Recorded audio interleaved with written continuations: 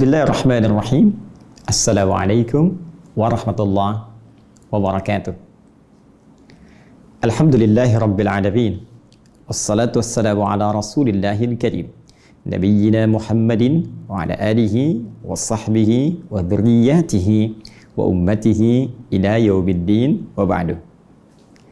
Saudara-saudariku, mirsa dimanapun Anda berada, alhamdulillah, bersyukur kepada Allah Subhanahu wa Ta'ala, kita dipertemukan kembali dalam program Aku Suka. Di bulan Ramadan, kita awali dengan bermohon kepada Allah Subhanahu wa Ta'ala, semoga seluruh aktivitas ibadah kita yang telah kita tenun maksimal kita tunaikan dari awal siang diterima oleh Allah Subhanahu wa Ta'ala dengan penerimaan terbaik, insya Allah. Maka tema kita hari ini, kita akan ambil indikator atau ukuran penerimaan i'tikaf di sisi Allah Subhanahu wa Ta'ala. Indikator penerimaan i'tikaf. Baik teman-teman, kita fokus sejenak untuk memahami konsep besar dari tema ini, bahwa i'tikaf adalah ibadah yang khususnya didesain saat Ramadan untuk mengondisikan diri kita agar bisa fokus, khusyuk, tenang, sekaligus bisa meningkatkan kuantitas dan kualitas ibadah kita dalam mendekat kepada Allah Subhanahu wa Ta'ala. Karena itulah saat kita berusaha menunaikan i'tikaf, maka agenda inilah yang sesungguhnya ingin coba kita capai. Dan karena itulah Al-Quran bahkan memberikan isyarat kita untuk mencari tempat yang memiliki sifat bisa menjadi pusat spiritual, ya, nyaman kita menunaikan ibadah, dan punya sifat yang menenangkan supaya aman dan tentram saat kita bertaqarrub kepada Allah Subhanahu wa Ta'ala. Sifat ini digambarkan oleh Al-Quran dapat terpenuhi dalam satu tempat yang disebut dengan masjid. Ini yang diisyaratkan dalam pertengahan di Quran surah kedua Al-Baqarah, pertengahan ayat 187 itu. Wala tubashiruhunna wa antum aakifuna fil masajid. Dalam konteks i'tikaf, maka kaidah berkata, ma la yu'khadhu kulluhu la yutraku kulluhu. Sesuatu yang nggak bisa kita ambil semuanya, maka setidaknya jangan tinggalkan keseluruhannya. Esensi i'tikaf mencari tempat ini supaya mendapatkan poin ini, aura ini. Maka ini yang coba kita bawa dan kita kondisikan di tempat yang berbeda. Walaupun dia tidak di masjid, tapi mungkin kita bisa kondisikan dalam satu ruang tertentu di rumah atau tempat kita menetap. Bawa suasana ini, kondisikan dalam satu ruangan khusus yang di situ kita kondisikan selama 10 hari terakhir Ramadan. Kondisikan, desain itu hanya untuk kepentingan taqarrub saja. Kepentingan kita untuk beribadah kepada Allah saja. Kepentingan melahirkan esensi i'tikaf saja. Bikin tenang, keluarkan hal-hal yang bisa mengganggu proses ibadah kita. Ya, kalau ada majalah keluarkan dulu, isi dengan mushaf-mushaf Al-Quran, isi dengan pelajaran-pelajaran ilmu yang bisa mendekatkan kita dengan Allah Subhanahu wa Ta'ala. Maka esensi itu pun kita bisa dapatkan. Dan penting saya tegaskan bahwa korelasi masjid itu tidak ada kaitan langsung dengan Lailatul Qadar. Ini penting saya tegaskan sekali lagi. Lailatul Qadar, malam Al-Qadar, yang segala kemuliaannya telah tuntas kita uraikan berdasarkan keterangan Al-Quran dan hadis-hadis Nabi Sallallahu Alaihi Wasallam, ini hanya bisa diraih teman-teman sekalian melalui perjuangan ibadah yang memaksimalkan malam. Artinya, untuk mendapatkan ini syaratnya sederhana, ibadah. Bangun Anda ibadah di malam ini. Malam-malam yang diisyaratkan oleh Nabi Sallallahu Alaihi Wasallam, ya, ada kondisi dan isyarat tertentu yang menunjukkan kemungkinan malam Al-Qadar hadir atau datang di malam-malam itu. Khususnya 10 malam terakhir di bulan Ramadan. Baik, jadi bukan berarti kalau Anda nggak i'tikaf di masjid, Anda akan kehilangan malam Al-Qadar. Tidak. Kalau Anda kerjakan di rumah pun, di ruang yang telah Anda kondisikan, yang penting setiap malamnya Anda bangun, yang penting setiap malamnya Anda investasi waktu, walaupun hanya 15 menit, 30 menit, bangun setengah 3 atau bangun jam 3, ibadah Anda di situ, setiap malam konsisten bangun, maka besar kemungkinan Anda akan dapat meraihnya. Ya, sebaliknya, kalaupun ada suasana tenang, Anda pergi ke masjid, tapi Anda hanya tidur saja di masjid, malamnya tak bangun, maka besar kemungkinan Anda tidak mendapatkan malam Al-Qadar. Bagi yang sering bertanya, bagaimana Ustadz kalau saya perempuan misalnya dalam kondisi sedang haid? Tidak ada masalah. Haid tidak menghalangi Anda untuk bangun di malam hari. Tapi Anda punya amalan terbatas yang bisa Anda kerjakan dalam kondisi haid. Ya, contoh apa? Anda bisa perbanyak istighfar. Bukankah masih ingat Nabi mengajarkan kalimat kepada Sayyidah Aisyah radhiyallahu taala anha ketika beliau bertanya, "Madza aqulu fiha?" Kalau bertepatan dengan izin Allah dapat malam itu ya Rasulullah, apa yang saya bacakan? Doa apa yang saya baca? Maka Nabi ajarkan, "Quli," katakan, "Allahumma innaka afuwun tuhibbul afwa fa'fu anni." Maka Anda bisa sampaikan zikir ini. Ya, syarat mengucapkan zikir ini bukan dalam keadaan Anda harus suci atau haid. Dalam setiap kondisi Anda bisa ucapkan ini dengan kondisi yang dibenarkan. Yang tidak Anda kerjakan mungkin salat, kan? Baca Al-Quran, tapi zikir terbatas Anda bisa, istighfar bisa, doa bisa, silahkan maksimalkan. Baik, kemudian kita kaitkan teman-teman sekalian dengan kondisi ini. Teruskan, maksimalkan ibadah di sini, dapatkan suasana ini. Nah, kalau kita ingin mengukur, setelah saya mencoba memaksimalkan ini, sekarang 22, malam 23, ya, malam 24, malam 25, saya betul fokus ingin ibadah. Pertanyaannya sekarang ada 2 sampai 3 bahasan yang kita akan selesaikan. Dan saya harap teman-teman bisa fokus di sini. Karena bahasan penting, kadang-kadang juga godaannya tidak mudah. Ya, sudah nunggu-nunggu buka, dengar suara tukang es krim. Kita mau ngambil, beli es krim dulu. Atau kadang-kadang pengen ngerjain ini, ngerjain itu, sehingga fokus pendengaran kurang maksimal. Sekarang, kita lihat baik-baik. Turunan pertanyaannya adalah 1. Fokus. Kesini kan, persoalan Lailatul Qadar dulu. Apa indikator terkait penerimaan i'tikaf yang juga mendapat isyarat diketahuinya malam Al-Qadar? Apakah ada indikator saat i'tikaf itu? Turunan persoalan pertama. Indikator saat i'tikaf hadirnya isyarat malam Al-Qadar. Ya.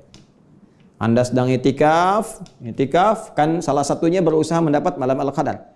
Ya, apa indikator ketika i'tikaf itu tiba-tiba terasa ini kayaknya malam Al-Qadar nih? Ya. Apakah ada petunjuknya di Al-Quran? Kita akan turunkan dulu satu itu. Yang kedua, spesifik tentang penerimaan seluruh ibadah yang ditunaikan saat i'tikaf. Termasuk i'tikaf ya. Apakah i'tikaf saya diterima oleh Allah? Apakah ibadah-ibadah saya saat i'tikaf diterima oleh Allah? Apa indikator penerimaan i'tikafnya? Indikator terkait penerimaan i'tikafnya.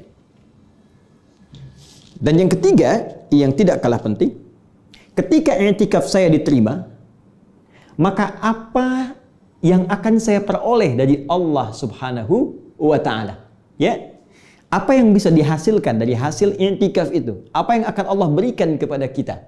Kalau kita ingin ambil manfaat i'tikaf itu, ketika telah kita lakukan dengan sempurna, apa manfaatnya terkait dengan kehidupan kita sebagai hamba Allah Subhanahu wa Ta'ala. Baik, kita fokus pada bagian yang pertama. Kembali dibuka Quran surah 97 Al-Qadar. Jika kita ingin spesifik mencari isyarat saat i'tikaf tentang rasa akan hadirnya malam Al-Qadar. Yuk kita bacakan sama-sama. Bismillahirrahmanirrahim. Inna anzalnahu fi lailatul qadar. Sungguh kata Allah, dengan segenap keagunganku, aku akan sampaikan berita yang sangat besar, yaitu Al-Quran diturunkan di malam Al-Qadar. Wa ma adraka ma lailatul qadar. Tahukah Anda, kata Allah, apa istimewanya malam Al-Qadar itu? Baik, Lailatul Qadri khairum min alfi syahr. Malam Al-Qadar, keistimewaan pertama dari segi korelasinya malam ini dengan peningkatan limpahan pahala, maka seluruh amal ibadah yang ditunaikan bersamaan dengan malam itu, maka nilainya lebih dari 1000 bulan. Bahkan lebih baik. Artinya kalau ada orang ibadah 1000 bulan pun tetap lebih baik yang di malam itu. 83 tahun ada terus sholat tanpa henti. Sholat.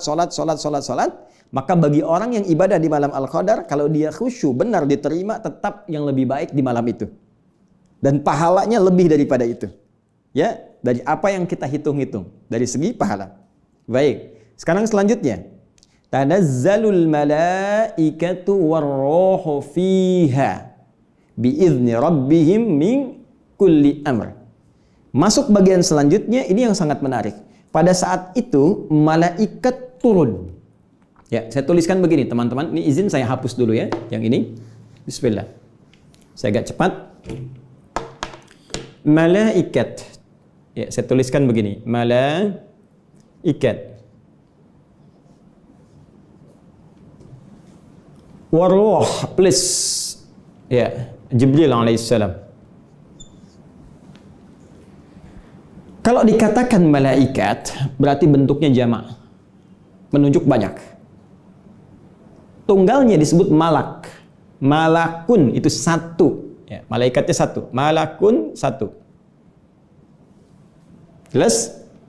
Di surat Yusuf disebutkan, ya, ma hadza basyara, in hadza huwa illa malakun karim. Ini sih bukan manusia. Ini malaikat yang nyamar dalam rupa manusia.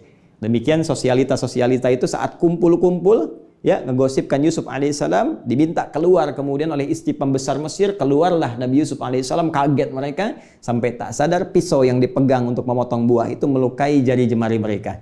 Mereka berkata, ini sih bukan manusia, ini malaikat yang menyamar dalam rupa manusia. Ya, satu disebutnya malak, malakun karim. Kalau satu itu malakun. Ya. Contoh lain. Setiap yang meninggal satu didatangi satu malaikat. Setiap yang meninggal, yaitu malakul maut. Di Quran surah 32 ayat 11. Qul yatawaffakum malakul mautil ladzi wukila bikum. Katakan Muhammad SAW, setiap ada orang wafat, satu malaikat akan diutus untuk bertugas mengambil nyawanya. Tapi kalau bentuknya berubah menjadi begini, malaikah artinya banyak. Ya, sepanjang tak dibatasi, banyak. Saya ulang, sepanjang tak dibatasi, banyak. Dalam satu peperangan Nabi SAW dijanjikan oleh Allah diturunkan 3.000 malaikat, 5.000 malaikat, demikian ditegaskan di surah Ali Imran itu, ya, baik 3.000, 5.000, artinya terbatas jumlahnya. Tapi kalau sudah disebutkan gak ada batas, banyak malaikatnya. Yang paling spesial, kalau 1-2 malaikat istimewa ditunjuk juga dalam kalimat itu. Ya, contoh begini misalnya, saya katakan, insya Allah nanti Bapak Ibu sekalian dalam Idul Fitri semua warga Indonesia akan sholat Idul Fitri. Ya, juga Bapak Presiden, misal. Baik, bukankah ketika disebutkan juga Bapak Presiden menunjuk sesuatu keistimewaan tertentu? Ya, di lokal juga Bapak Bupati. Dalam komplek juga Bapak RW. Ya, ini kan menunjuk sebuah keistimewaan. Baik, kadang-kadang kalau kita ingin menyebutkan yang spesial, ya, kadang-kadang kalau kita ingin menyebutkan yang spesial, bukankah kita sebutkan di akhirnya? Ya kan? Harapan 3, harapan 2, harapan 1, juara 3, 2, 1, spesial. Pun demikian. Ini ar-Ruh menunjuk malaikat Jibril. Sebetulnya Jibril itu malaikat juga. Ya, kan Allah bisa mengatakan begini, sudah tanazzalul malaikat. Ini nggak usah disebut karena ini pun malaikat juga.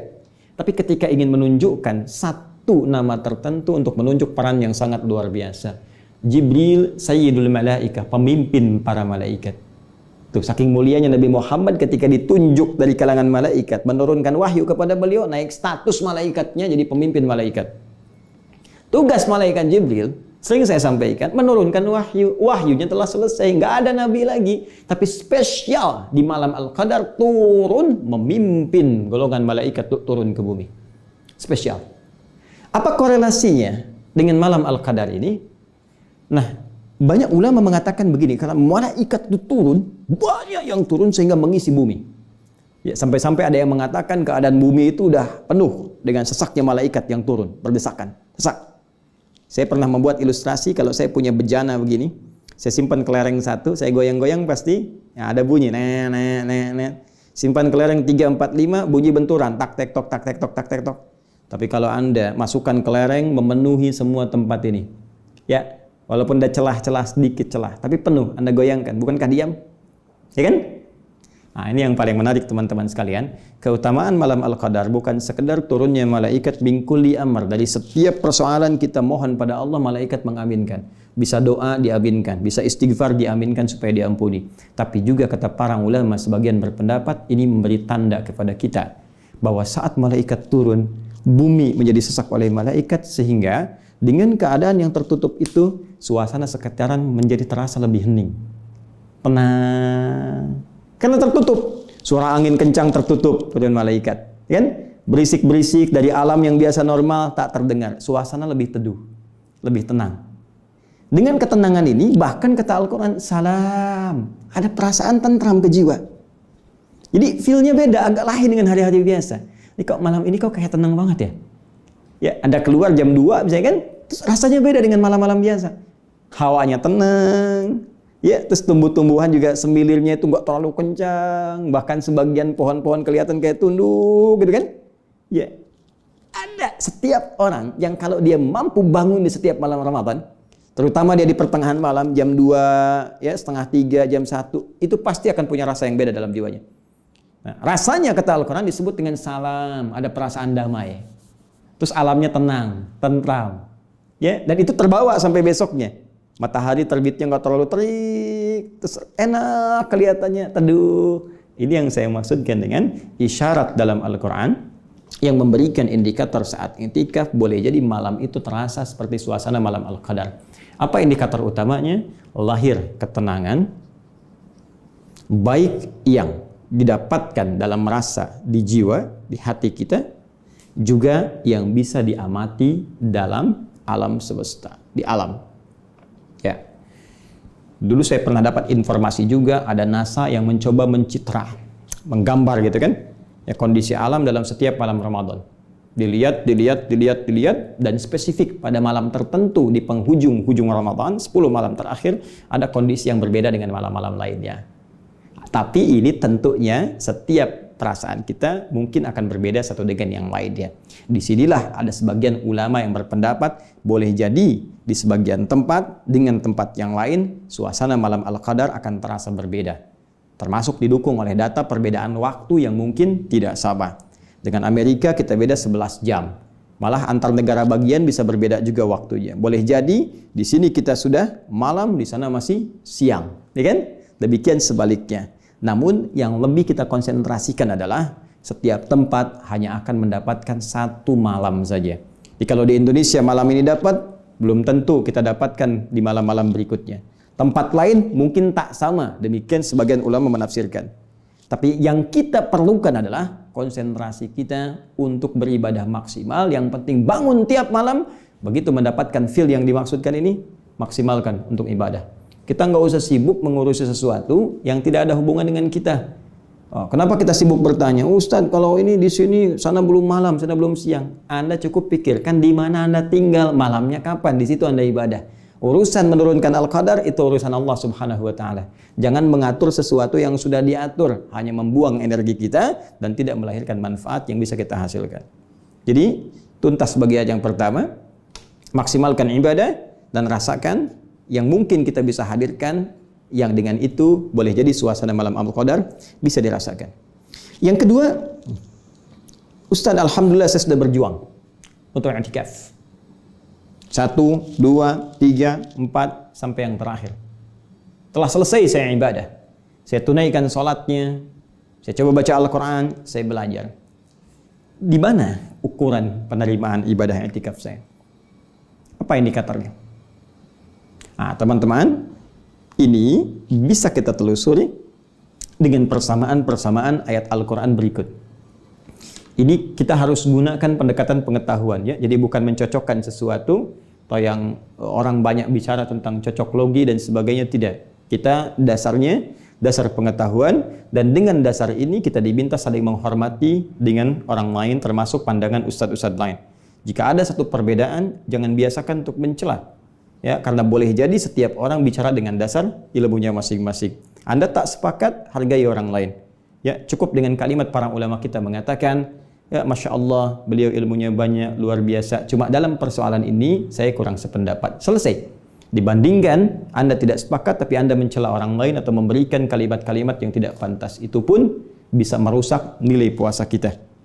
Baik, kembalikan ke sini. Teman-teman sekalian, perhatikan baik-baik.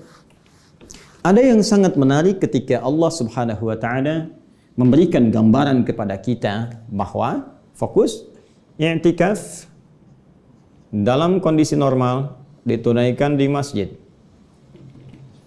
Ya, ini kita dapatkan tadi persamaannya di Quran surah kedua ayat 187. Kemudian untuk ibadah di masjidnya diturunkan oleh Allah tipikal pemakmur masjid di Quran surah ke-9 ayat 18. Ini yang telah kita gali kemarin. Dari mulai menunjukkan ibadah dengan kekuatan iman yang diarahkan untuk mengingat hari akhirat. Kemudian maksimalkan salat, bahkan ini didukung oleh hadis Nabi sallallahu alaihi wasallam, "Man yaqum lailatul qadri imanan wa ihtisaban ghufira lahu ma taqaddama min dhanbi." Kemudian juga berorientasi untuk mau berzakat, ya, dia introspeksi tentang harta yang Allah titipkan kepadanya, dia siapkan zakatnya, ya, termasuk nanti yang spesifik disiapkan saat menjelang Idul Fitr. Kemudian juga dia berusaha menata diri untuk melahirkan satu aktivitas yang menghadirkan sifat khasyah, sifat takut kepada Allah Subhanahu wa taala, terutama dengan dasar pengetahuan. Nah, ayat ini paling menarik sekali, ditutup dengan kalimat akhir, fa'asa ulaika ayyakunu minal muhtadin. Orang-orang yang bisa menghidupkan masjid ini dengan ibadah-ibadah ini, ibadah pokok, ya, dia isi dengan maksimal ibadah pokok ini, maka di akhir kata Allah, fa'asa ulaika ayyakunu minal muhtadin. Maka Allah akan berkenan menjadikan mereka termasuk kalangan muhtadin. Masya Allah, orang-orang yang mendapat petunjuk dari Allah Subhanahu wa taala. Ya, muhtadin. Ini nih indikatornya. Termasuk kalaupun ditarik suasana ini ke rumah, karena ke masjid tidak memungkinkan, dan kita maksimalkan ibadah yang ini, ya, ibadah masjid ini kita maksimalkan dalam kondisi di rumah, suasananya kita buat seperti halnya kita merasakan di masjid, maka indikatornya tidak berubah. Orang-orang yang memaksimalkan ini, kata Allah, fa'asa ulaika ayyakunu minal muhtadin. Ya, ihtada, yahtadi, ihtada, ya, orang minta hidayah. Masya Allah, dapat dia hidayah, berusaha mendapatkan hidayah Allah, berusaha mendapatkan petunjuk Allah, ya, maka orang-orang yang disebut dengan muhtadin, orang-orang yang mendapatkan meraih petunjuk Allah Subhanahu wa taala. Ini berasal dari kata ihtada, tasrif sarafnya ihtada yahtadi. Kemudian akar katanya dari turunan loghahnya berasal dari kata hada.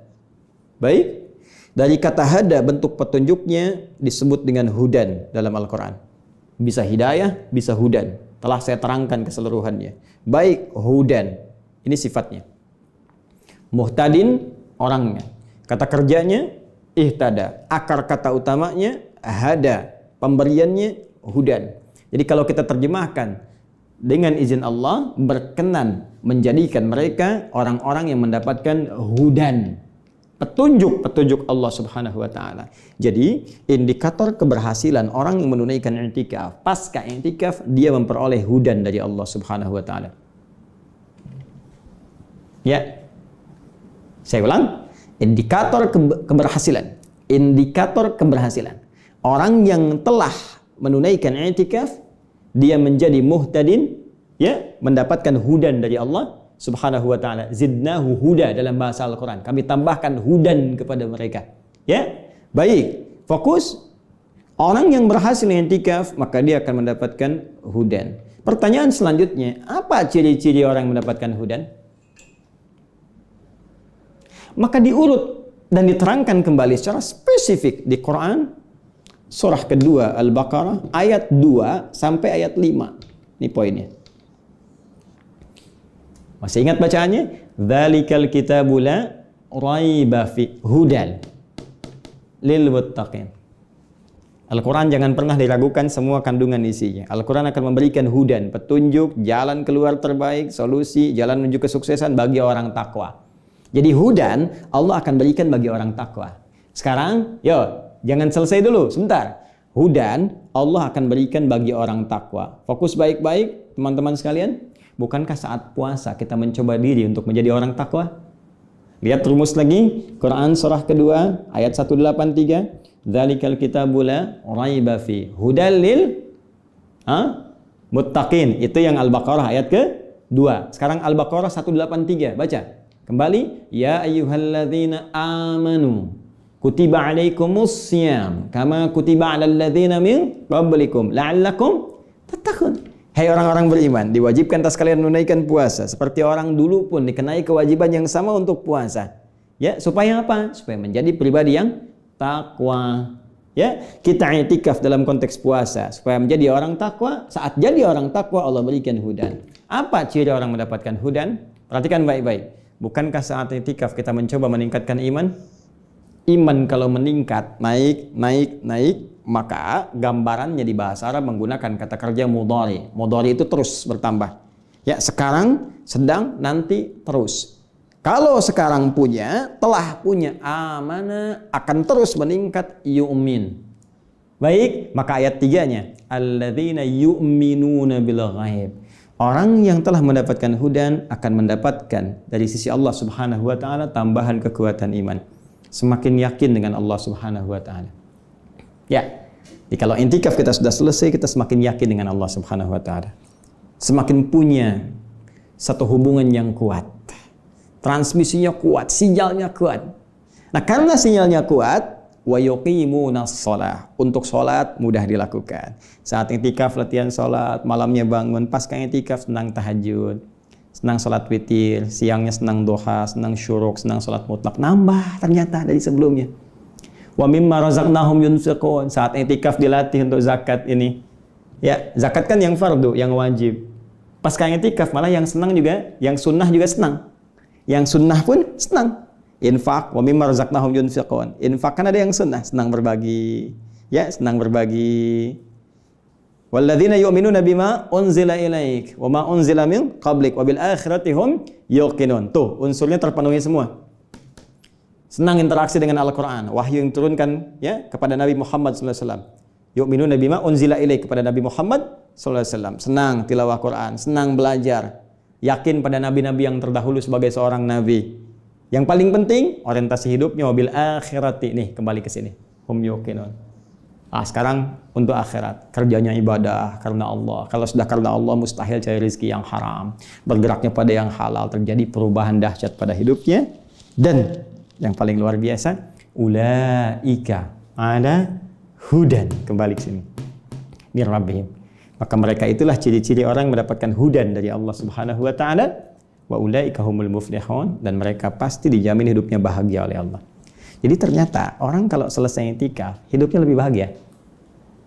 Orang kalau selesai i'tikaf hidupnya lebih taat.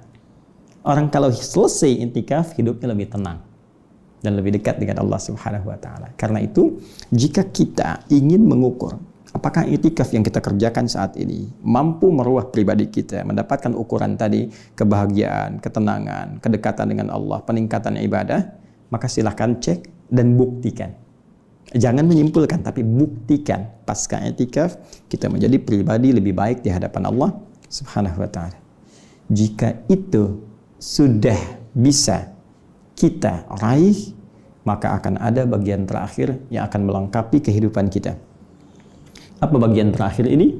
Inilah rahasia yang pernah didapatkan Nabi Ibrahim alaihissalam, diisyaratkan di Quran surah ke-19 Maryam. Ayat ke-49, teman-teman sekalian. Paling kiri agak ke bawah, di halaman 308 di Mushaf standar, di baris 12 sampai 13. Masih ingat yang saya sampaikan pertemuan lalu? Saat saya mengutip Quran surah ke-21 ayat 52, Nabi Ibrahim mengingatkan kepada kaumnya, ya, idz qala li abihi wa qaumihi ma hadhihi at-tamathilul lati antum laha aakifun. Ketika beliau mengingatkan kepada kaumnya, termasuk ayahnya saat itu, apa sih keistimewaan patung-patung ini, berhala-berhala ini, sehingga kalian fokus sekali, sehingga sulit diingatkan untuk berpaling dari itu, mendekat kepada Allah. Diajak dikenalkan Allah, marah-marah, mencela, ngancam, mau bakar, mau lemparin. Apa sih saking pentingnya yang kalian hadapi sampai fokus betul, nggak mau berpaling, ya kan?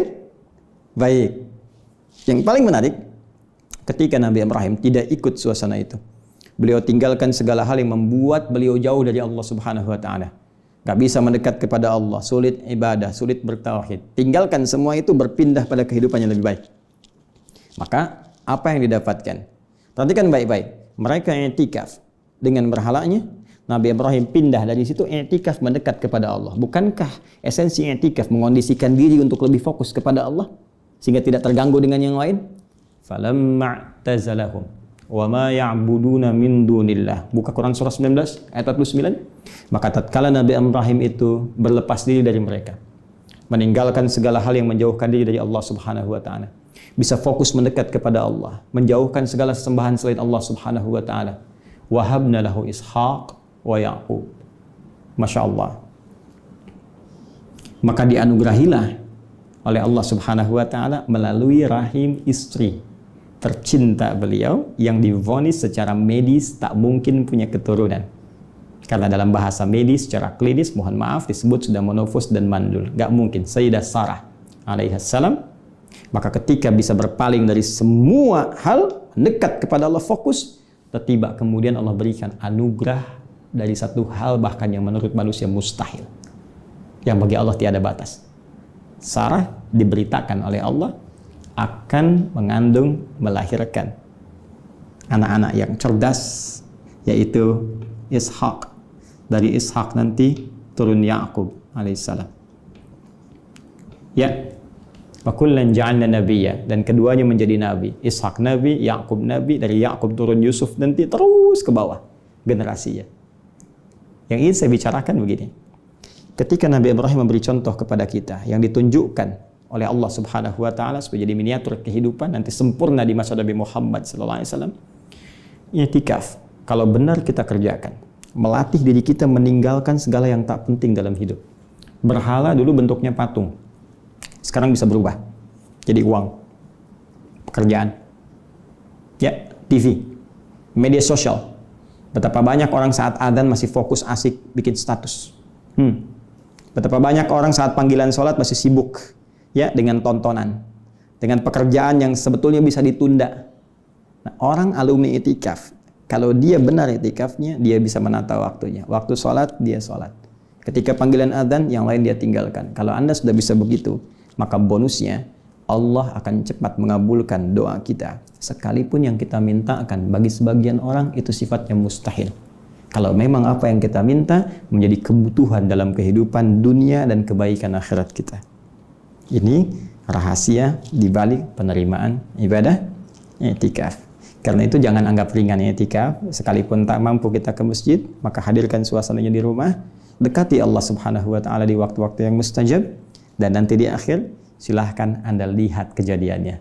Bedakan rasanya, rasakan bedanya, dan pasti akan terasa bedanya. Saya kira itu yang bisa kami uraikan dalam kesempatan sesi kali ini untuk kita membahas sesuatu yang kadang-kadang orang tidak ingat untuk bisa memaksimalkan potensi ibadah ini, yang ternyata ibadah itu pun hanya ada saat Ramadan dan nilainya besar di sisi Allah Subhanahu wa Ta'ala dan punya keistimewaan tersendiri. Semoga Allah menerima siam kita. Subhanakallahumma wa bihamdika asyhadu an la ilaha illa anta astaghfiruka wa natubu ilaik wa akhiru da'wana alhamdulillahi rabbil alamin. Assalamualaikum warahmatullahi wabarakatuh.